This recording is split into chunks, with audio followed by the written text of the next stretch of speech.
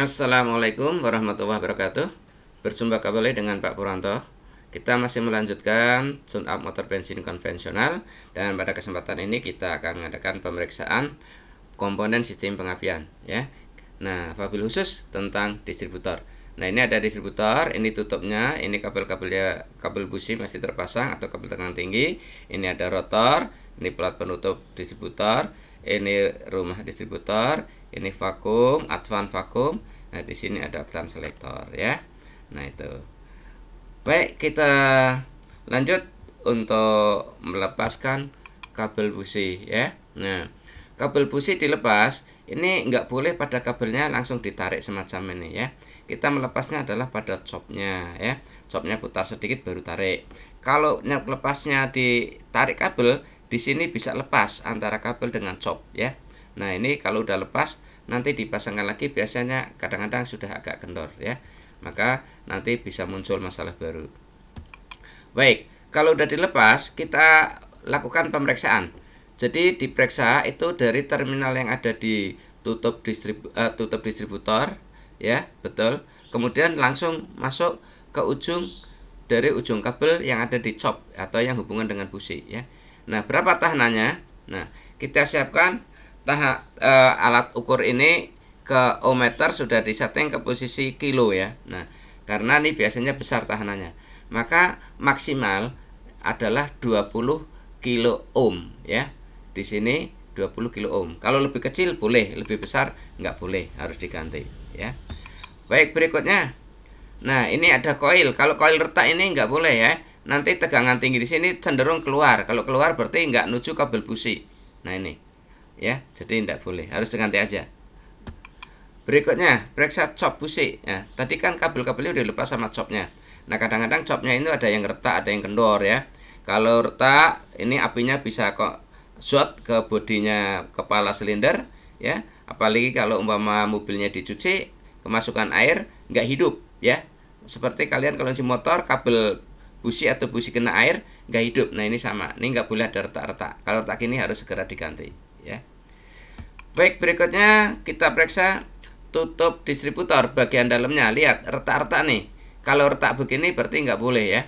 Kenapa? Nanti api yang mau menuju ke kabel yang ini, katakanlah dia bisa loncat ke sini ya. Jadi nanti apinya nggak fokus ke satu kabel. Nah, kalau begini harus diganti ya. Oke, kita lanjut. Berikutnya periksa arang di sini ya. Arang atau karbon. Nah, ini biasanya ada dua jenis. Ada yang pakai pegas, ada yang tetap. Nah, ini tetap. Ini karbon atau arangnya nggak bisa gerak naik turun. Kalau ini karbon atau arangnya bisa naik turun, ada pegasnya. Nah, ini. Jadi kalau naik turun begini, ini rotornya rotor yang tetap aja, nggak ada masalah, karena ini yang otomatis mengimbangi ya. Tapi kalau yang arangnya tetap ya, arangnya tetap, rotornya yang pakai pegas di atasnya, jadi nanti pegas yang imbangi ya. Itu. Baik, kita lanjut lagi. Nah, ini rotornya. Ini kalau rotor jenis ini berarti untuk yang pakai pegas itu tadi ya, karena ini datar biasa ya.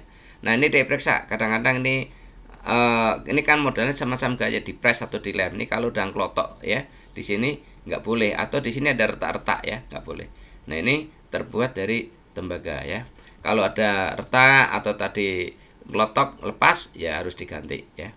Oke, kita lihat lagi. Nah, ini plat dudukan platina. Nah, ini platinanya di sini ya. Nah, biasanya kalau ini kendor, biasanya pengapian agak semacam nggak suaranya nggak halus, jadi pengapiannya itu berubah-ubah ya, berubah-ubah. Nah, maka ini nggak boleh kendor. Nah, ini berapa boleh kendornya? Kalau aksial 0,2, aksial itu atas naik turun sesuai arah sumbu poros. Nah, kalau radial kiri kanan 0,02. Nah, tapi biasanya kalau tune up mobil jalan lancar, biasanya ini nggak bermasalah. Ini dikerjakan kalau ada keluhan-keluhan aja ya. Kalau tune up biasa, biasanya nggak sampai ke dudukan platina ya. Baik, kita lanjut. Berikutnya adalah periksa ya kelonggaran poros governor. Ini distributor, ini ada poros governor dalamnya, ini ada rotornya. Biasanya untuk menggerakkan pegang rotornya aja. Rotornya tarik ke atas ke bawah ya. Nah, itu gerakan aksial. Berapa aksial? Nah, ini agak besar boleh, yaitu sampai 1 mm. Nah, kemudian ke kiri kanan atau ke arah kiri kanan, ini nggak boleh gede-gede, hanya diizinkan 0,02 mm ya. Kalau lebih dari ini harus diganti ya. Pokoknya harus diganti. Berikutnya, kita periksa poros governor ya. Governor itu punya cam. Nah, ini camnya. Ini porosnya governor, ini cam. Camnya di sini ada 4. Nah, kalau udah aus semacam ini, aus ya. Nah, nanti pengaruhnya di pembukaan platina. Setelah platinanya bermasalah. Kalau setelah platina itu bermasalah, berarti api pengapian juga ikut bermasalah. Nah, kalau begini harus diganti ya. Oke. Berikutnya, kita periksa kabel busi ya. Kabel busi kita coba lengkungkan. Nah, biasanya nanti ketahuan retak-retak. Nah, retak-retak ini harus ganti ya.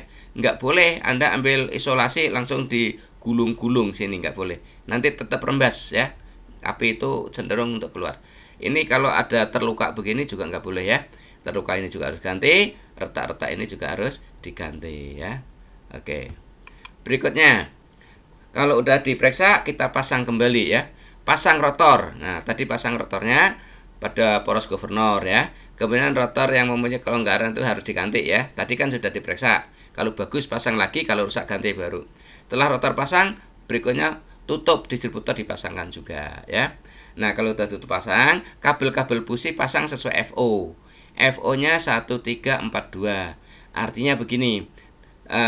Ini udah pasti bahwa silinder 1 itu udah kompresi. Nah, kalau silinder 1 sudah pasti kompresi, maka rotor itu nanti akan hubungan dengan terminal pada tutup distributor. Nah, nanti yang rotor hubungan dengan terminal distributor, kabel yang hubungan atau lurus dengan rotor itu dihubungkan ke kabel busi atau ke busi nomor 1 kabelnya. Nah, nanti sebelah kanannya, karena muternya ke kanan, searah jarum jam, kabelnya dihubungkan ke busi nomor 3. Sebelah kanannya lagi, karena searah jarum jam, kabelnya dihubungkan ke busi nomor 4. Sebelah kanannya lagi dihubungkan dengan busi nomor 2. Nah, insya Allah itu FO-nya udah benar. Kalau udah benar, kemudian langkah terakhir adalah hidupkan mesinnya ya. Kalau mesin suaranya halus, insya Allah tadi bersih pengapian udah dikontrol dengan baik, udah nggak ada masalah lagi. Tapi kalau masih gerendet gitu, gitu, berarti ini pengapian masih bermasalah ya.